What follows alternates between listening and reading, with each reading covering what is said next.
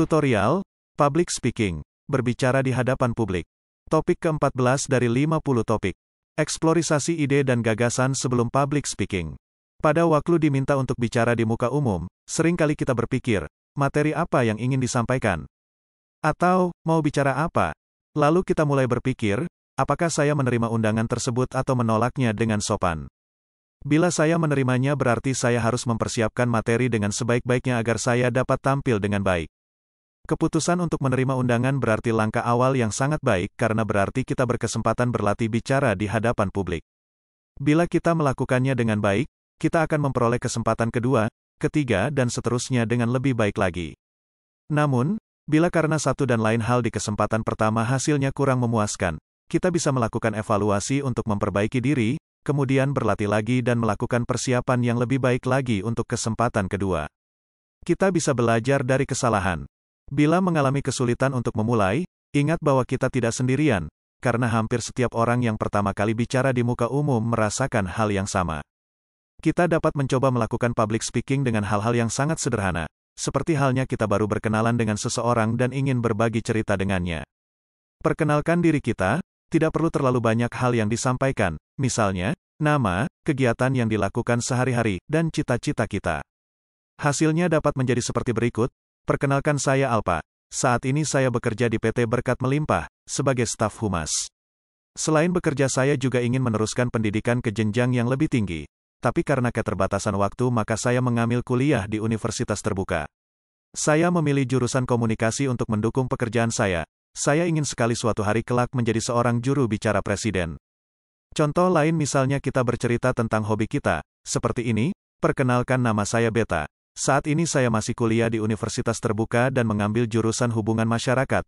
Akhir-akhir ini saya senang sekali pergi memancing ke laut bersama teman-teman. Ternyata memancing membuat saya menjadi lebih sabar dan bisa mengendalikan emosi, terutama pada waktu umpan di kail sudah dimakan oleh ikan. Disitulah saya harus tenang untuk menarik ikan agar tidak lepas atau tali pancing terputus. Karena bila kita tidak dapat mengendalikan emosi dengan baik, maka usaha kita akan sia-sia. Dan latihan ini dapat saya gunakan dalam kehidupan sehari-hari, khususnya dalam mengendalikan emosi.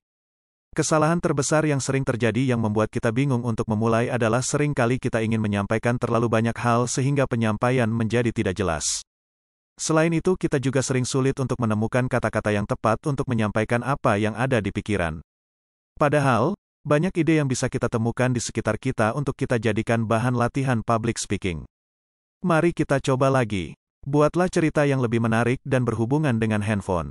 Pada jam-jam tertentu handphonenya selalu berbunyi menandakan ada pesan singkat yang masuk. Pesan singkat yang isinya hanya itu-itu saja, tidak lebih dari kata-kata makan, sayang, atau love you, atau take care sayang, membuat si penerima tahu bahwa si pengirim pesan singkat selalu mengingatnya. Itulah hubungan harmoni penuh kasih antara seorang ibu dan anak. Anak yang sangat beruntung itu adalah saya. Bagaimana? Anda punya ide lain yang juga atau bahkan lebih menarik? Cara lain yang bisa kita lakukan untuk mengeksplorasi ide atau gagasan adalah dengan meminta pada seorang atau beberapa rekan untuk menceritakan tentang dirinya, pengalaman, hobi, talenta, masa kecil, pengalaman pertama waktu baru masuk kerja, kota pertama yang dikunjungi sebagai tempat pariwisata dan apa yang paling berkesan baginya, pengalaman yang paling lucu yang pernah dialami waktu kencan pertama, makanan favorit, tempat liburan favorit, artis kesayangan, pengalaman yang paling berkesan waktu sekolah, buku yang paling disukai, jenis film yang disukai dan mengapa, olahraga yang disukai, dan banyak hal lain lagi yang bisa ditanyakan. Setelah kita mendengar cerita dari mereka, cobalah untuk menceritakan kembali dengan kata-kata kita sendiri tanpa mengubah isi dari cerita. Kita bisa menceritakan sama persis seperti yang diceritakan oleh rekan kita atau bisa juga kita ubah menjadi seperti cerita misteri yang membuat pendengarnya penasaran. Organisasikan public speaking yang terdiri dari 3 bagian, yaitu, pembukaan, isi dan kesimpulan, penutup. 1. Bagian pembukaan. Tugas utama kita di bagian pembuka adalah untuk menarik perhatian dan minat publik. Untuk dapat menarik perhatian dan memulai hubungan yang baik dengan publik, maka biasanya di bagian pembuka pembicara melakukan ice breaking untuk memecah ketegangan atau batasan yang ada antara pembicara dan publik. Setelah mengucapkan salam, banyak cara yang dapat kita lakukan di bagian pembuka, yaitu dengan A. Bertanya pada publik, tahukah Anda bahwa perusahaan bisa berhemat sebanyak 300 juta rupiah dalam sebulan? Atau, siapa yang sudah pernah bicara di muka umum secara resmi? Atau kalau topik yang disampaikan adalah bagaimana mengatasi demam panggung, kita dapat bertanya, pernah mengalami demam panggung? Lalu, apa yang Anda rasakan pada waktu demam panggung? B. Bercerita. Tentunya cerita yang disampaikan harus sesuai atau yang ada hubungannya dengan topik dan isi. Tujuannya adalah membawa pikiran publik masuk ke dalam topik materi. C. Membuat pernyataan, menceritakan fakta atau menampilkan gambar yang membuat publik terpesona. D. Menggunakan pernyataan misteri yang membuat publik penasaran dan jawabannya dapat mereka peroleh di akhir pidato atau presentasi. E. Melakukan pertunjukan, seperti bermain sulap, melantunkan lagu pilih lagu dengan kata-kata yang ada hubungan dengan tema atau isi materi, membacakan pantun atau puisi, menceritakan cerita humor. Bila kita ingin membuka pidato atau presentasi dengan pertunjukan, sebaiknya kita berlatih dulu agar pertunjukan dapat disampaikan secara maksimal. F. Atau secara sederhana, menyampaikan salam dan selamat datang dengan tulus. Selamat pagi Ibu, Bapak hadirin sekalian. Selamat datang dalam acara syukuran yang kami adakan sehubungan dengan selesainya pembangunan gedung serbaguna. Bagian pembuka penting untuk direncanakan dan dipersiapkan dengan baik, karena bila bagian pembuka berhasil disampaikan dengan baik, maka kita sebagai pembicara merasa lebih percaya diri dan untuk selanjutnya menjadi lebih mudah dan lancar. Karena biasanya bila di bagian awal kita sampaikan dengan baik, maka publik pun akan merespons secara positif dan selanjutnya hubungan antara pembicara dan publik menjadi lebih baik. Selain itu, bila bicara di muka umum untuk presentasi, pelatihan, diskusi, dan rapat di bagian pembuka, pembicara juga menyampaikan agenda acara. Yaitu dengan mengatakan, apa saja yang akan disampaikan sepanjang acara dan bagaimana caranya. A. Menyampaikan seluruh isi materi dan setelah itu baru tanya jawab. Materi yang akan disampaikan pada hari ini adalah mengenai perkembangan survei lokasi untuk kegiatan acara perayaan ulang tahun perusahaan tanggal 17 Agustus mendatang. Saya akan sampaikan dulu semua hasil surveinya dan setelah itu baru kita masuk ke bagian tanya jawab. Bila kita mengatakan seperti ini, maka secara otomatis tidak ada publik yang interupsi selama kita menjelaskan. Untuk materi pendek, sederhana dan apa yang disampaikan tertulis secara lengkap di materi yang diberikan kepada publik. Cara seperti ini masih efektif, karena biasanya publik akan mencatat atau memberi tanda di materi yang disampaikan bila ada yang kurang jelas atau ada hal yang ingin ditanyakan.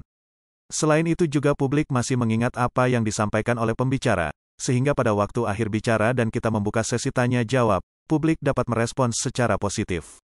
Bila materi yang disampaikan kompleks dan banyak, sebaiknya jangan melakukan cara ini karena bila ada bagian yang kurang jelas dan apalagi hal yang kurang jelas ini berkaitan dengan hal yang akan disampaikan berikutnya, bisa membuat publik tidak mengerti isi materi. B. Menyampaikan isi, sambil setiap saat publik bisa bertanya atau boleh menginterupsi setiap saat bila ada yang ingin ditanyakan kepada pembicara. Pada kesempatan ini saya akan mempresentasikan program acara yang telah kami siapkan untuk peluncuran produk baru dari perusahaan Bapak, dan dalam penyampaian saya nanti, bila ada hal-hal yang kurang jelas, ada yang ingin ditanyakan atau ingin diusulkan, silakan diinterupsi, agar kita dapat menghasilkan program acara yang terbaik. Risiko yang akan kita alami bila menggunakan cara ini adalah, pertama, kemungkinan sering terjadi interupsi dalam tiap bagian presentasi. Kedua, karena sering terjadi interupsi dan pembahasan tidak bisa diprediksi waktunya, biasanya pembicara harus lebih pandai untuk mengatur waktu dan membatasi materi tanya jawab agar tidak melebar ke hal-hal yang seharusnya tidak dibahas pada kesempatan tersebut. Penguasaan atas materi secara mendalam sangat diperlukan agar presentasi dan diskusi berjalan efektif. Usahakan bagian pembuka dibuat semenarik mungkin agar publik tertarik untuk mendengar isi. 2. Bagian isi. Di bagian ini kita memenuhi janji yang sudah kita sampaikan di bagian pembuka. Biasanya di bagian isi, kita mempunyai beberapa hal yang akan disampaikan berkaitan dengan judul. Usahakan tidak terlalu banyak hal yang dibahas agar materi yang disampaikan lebih fokus, sehingga publik lebih mengerti dan mengingat apa yang disampaikan. Dari satu hal ke hal yang lain buat transisi yang jelas sampai di bagian akhir kita masuk ke konklusi atau kesimpulan. 3. Bagian penutup. Bagian akhir dari public speaking adalah penutup. Usahakan publik mengetahui bahwa kita sudah selesai menyampaikan semua materi. Kita dapat membuat penutup yang sederhana, seperti, demikian yang dapat saya sampaikan. Atas perhatiannya saya ucapkan terima kasih, atau, demikian yang dapat saya sampaikan. Semoga bermanfaat, terima kasih. Kita juga bisa mengakhiri sebuah pidato, presentasi atau public speaking lainnya dengan pernyataan yang dramatis. Jawaban atas teka-teki atau misteri yang disampaikan di bagian pembuka, pantun, dan lainnya. Demikianlah materi topik ke-14 tutorial public speaking. Channel ini membantu masyarakat umum menambah wawasan, dan membantu mereka yang sedang atau ingin kuliah di perguruan tinggi manapun di Indonesia. Ratusan video tutorial S1 Ilmu Hukum, S1 Ilmu Pemerintahan, S1 Ilmu Komunikasi, S1 Ilmu Manajemen, S1 Ilmu Administrasi dan lainnya disajikan. Video tutorial dituturkan dan disubtitelkan agar dapat ditonton, dibaca sambil didengarkan. Jangan khawatir jika tidak langsung paham. Untuk pemahaman yang lebih baik, putar dan dengarkan video tutorial berulang-ulang. Subscribe dan like, agar Anda mendapatkan update tutorial lainnya. Bagikan juga link video ini, agar teman lain juga mendapatkan manfaat channel ini. Sekian dan terima kasih. Sampai jumpa.